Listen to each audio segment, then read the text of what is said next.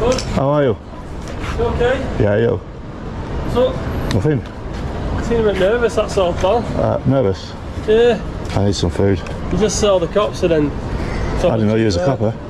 No, you know them two, I was a big yellow thing. Sorry? He's a plain clothes officer. Oh, I said I didn't know he was a copper. Pardon? He was a police officer, I'd tell him to go away, wouldn't I? I can't hear you. If he was a police officer, I'd tell him to go away, wouldn't I? No, I didn't know. No, but you look like you clocked the cops that are obvious. No, I clocked you. Oh, you clocked me? Yeah. Well, I'm pretty sure if you clocked me, you would have clocked the people that were out. No, because you were the first coming around the corner. What's your name, fella? Sorry? Oh, what, sorry? What's your name? Your name? Yeah. What for? Gee, what for? I'm just... Acting suspicious in a high crime area, so I wouldn't be requesting your name, bud. Am I acting suspicious? Well, yeah, otherwise I wouldn't be speaking. Mate, I seen you coming around here and you looked a bit dodgy, right? So, anyway, I was coming this way anyway. You just happened me on, you saw that there was two cops. I didn't see these two. Yeah, we were looking back quite a bit as well when you look up the stairs. Did he not shout me though? He shot you, huh? He did shout me. I shouted you afterwards. The officers don't approach with caution or professionalism. They move in aggressively, immediately demanding Reggie's information and justifying it by labeling him suspicious in a high-crime area. But when you examine the situation closely, that justification quickly falls apart. Reggie's only action was turning away from a man who, by all appearances, gave no clear indication he was a police officer, dressed in plain clothes, covered in tattoos, with a scruffy beard, and an overall intimidating presence. That reaction wasn't evasive, it was instinctive. It's the kind of natural response anyone would have when faced with someone who appears threatening or unpredictable. What makes this situation truly disturbing is how the officers manipulate that moment. Instead of recognizing how their colleague's appearance could alarm an ordinary person, they weaponize that very fear, twisting a normal human reaction into so-called suspicious behavior to justify the stop. I saw you coming towards us, Yeah. you turn. You go them stairs, you kept looking back, and it's not safe to look back when you're going up them stairs with a bike in your hand. Well, don't worry about my safety, my friend. But yeah, can you cycle here? It's actually a offence to cycle. Colleagues asking for details. What have done after you with you? Is there an offence to cycle? Is there a can you cycle here? No, right, I'll walk it. Let's see it. Choose your name, mate. What? Not going anywhere at the minute. You just I'm not need- going detained. Yeah. I'm Why going they to get with you, mate, your because he's details. on- Well, I've not cycled it here. You see me pushing it, right? Suspect you cycling it. You don't Suspecting me of cycling it? You see me pushing it and lifting it up the stairs. Relax a little bit. Whoa, he just said he suspects me of riding it. You're going to ride at some point, aren't you? Let's be honest. Yes, but I've just asked you. I've just asked you, can you cycle here? And you said no. Unless he's some sort of order and he's just trying to get out. You just said I'm detained. Am I free to go? No, you need to take What section am I detaining me? Section 50, the police reform. The officers begin by acknowledging a simple, observable fact. Reggie was carrying his bike up the stairs, but within moments, their account shifts. They claim they suspect he had been riding it, then go even further, suggesting he might ride it at some point in the future. This isn't reasonable suspicion, it's pure speculation.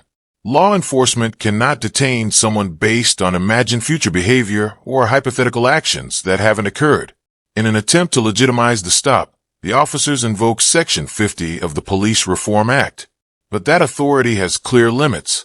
It only applies after an actual offense has taken place, and only when an officer has reasonable grounds to believe the individual has engaged in antisocial behavior.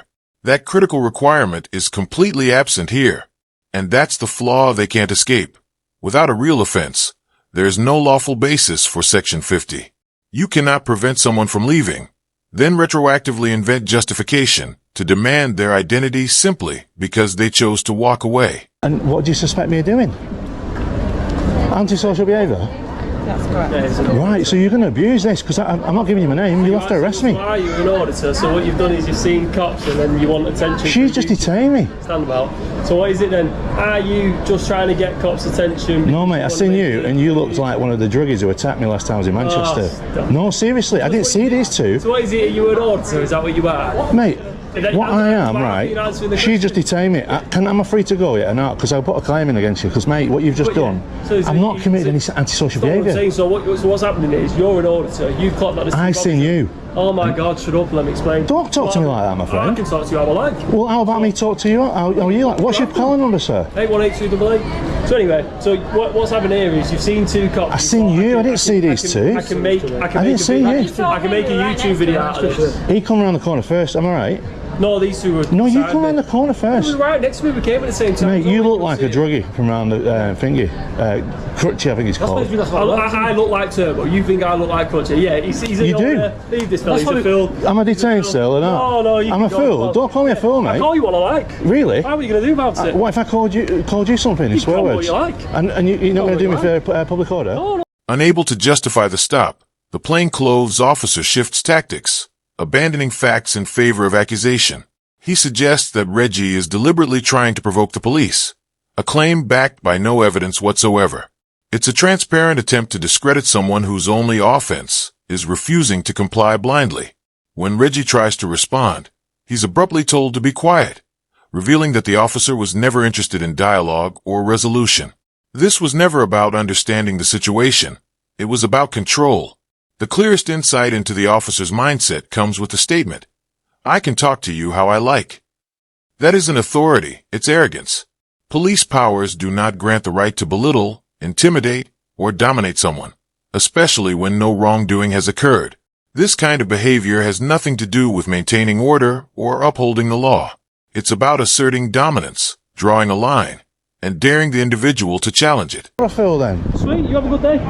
So, I asked you for some advice, right? We're not giving you advice, pal. You're going your way. And so you detain me, right? Can I have your calling numbers, please, miss? You've got my calling number. I've not got her calling number. It's on there. What's your calling number? 16473. Sorry? 16473. And how long did you detain me for? Right, you can go. So you've No, got mate. your footage. She detained me under section 50. You're not asked. Don't talk to members of the public like that. Talk to you how I like. Talk to Well, you look how at I like. Really? Yeah. Is that the attitude you've got? Yeah, they can. Especially when you want to be inflammatory towards me, saying I look like a druggie. On your way, You did. Look Look at your beard. You need a shave. You need a shave. If he shows you riding that, we're going to take off you, mate, alright? You can ride this in Manchester. It's just designated areas. Right, go on, leave him be. He's had his fun. See you later. Have I had my fun? Had your fun. Mate, just get a shave, will you? See you later. You like crutchy. Get a job. I've got a job. Anyway. Have I not? That's inflammatory. No way. How bad is he? Guys. The final moments of this encounter reveal exactly who the plainclothes officer is. When Reggie asks a simple, reasonable question, how long he was detained, the officer doesn't answer.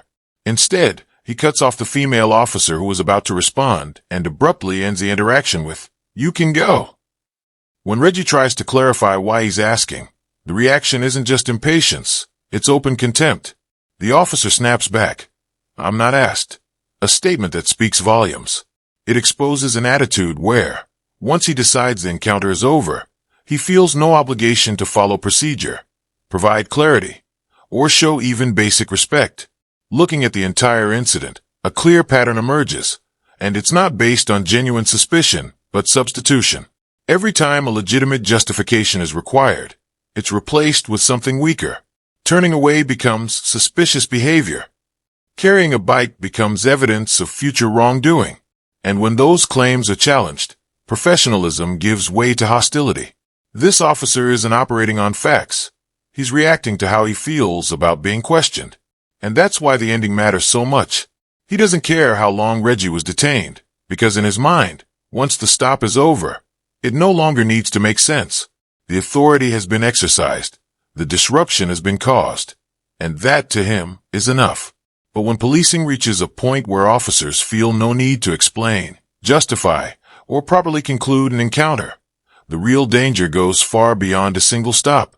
It's not just that innocent people are detained. It's that those enforcing the law begin to believe they owe no one any answers at all. If you found this breakdown insightful, make sure to like, comment, and subscribe. It genuinely supports independent work like this. And don't forget to check out Reggie's channel in the description and show your support. Thanks for watching. This is Candid Cops. I'll see you in the next one.